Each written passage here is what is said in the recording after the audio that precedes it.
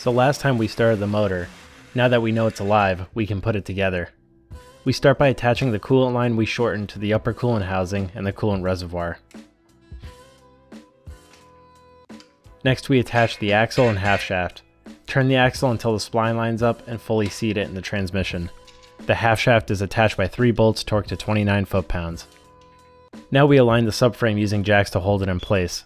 The subframe is held on by 4 bolts that will torque after attaching the rear motor mount. Once the rear motor mount is aligned, torque the bolt going through it to 69 foot-pounds. Torque the 4 bolts holding the mount to the subframe to 38 foot-pounds. Now we torque the subframe to 59 foot-pounds. The ABS sensors got damaged when originally removing the subframe, so I bought new ones to replace them. We start by unplugging the original sensor and pulling it through the wheel well. Next we unclip the wire in the wheel well. The camera angle sucks, but don't worry, I got what I deserved. Oh, that hurts so much. We feed the wire into the engine bay and bolt the bracket to the subframe. We'll finish connecting it when everything's in place. To get the rest of the outboard suspension in place, we need to get the axle into the wheel hub. We apply grease to the spline and get it to seat. Hand thread the axle nut to keep it in place. Next, we lift the knuckle into the strut and place the 2 bolts. Now we thread the bottom brace to the subframe and the front linkage to the chassis. This is the point where I realized that when you K-swap a Spyder, the rear brace interferes with the engine, so it's going to need to be modified if I want to fit it.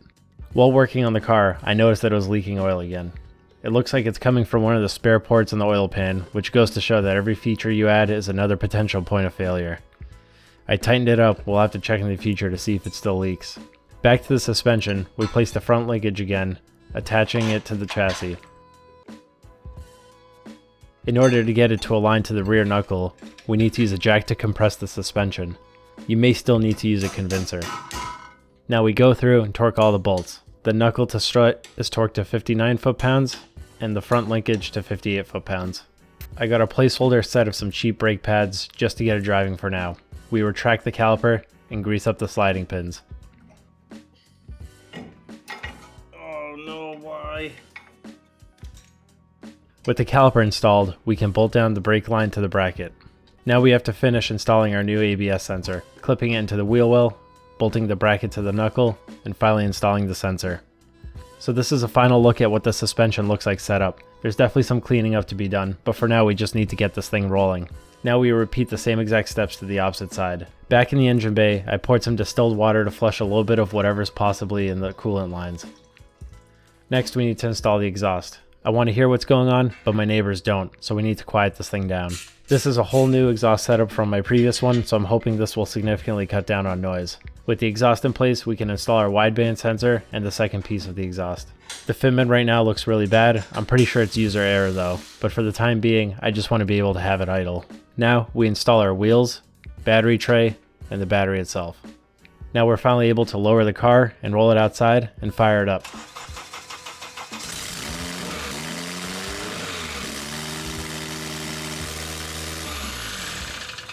The idle seemed really high, which left me with a couple questions. Why is it a loud, stinky piece of shit? If you think back to my old setup, the throttle position sensor took quite a beating, so this was the first thing I jumped to. I checked my TPS reading and it was staying at 0%. A TPS is a potentiometer. All this means is that the resistance in the circuit is changing based on the position of the throttle body. This is a very simplified example, but if this is the position at 0% throttle, when you go 100%, there's less resistance, so the system knows you're at 100%.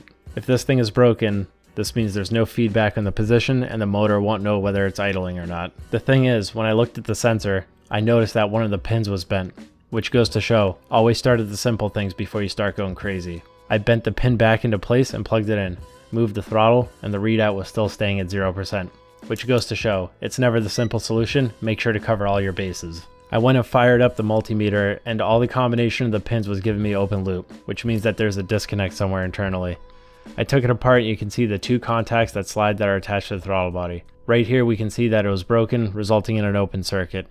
I ordered a new TPS since apparently I have infinite money for this project. Now we can start it again and realize that the battery's dead. I started it again and it was still idling really high. It was way too loud so I didn't record my process, but my next check was to see if there was a vacuum leak. While it was running, I covered the throttle body with my hand since this is theoretically the only entrance for air. The motor should die, but it didn't. I logged the startup on my laptop and we can see that the pressure from the map sensor is reading higher this time around compared to my previous data from the previous car.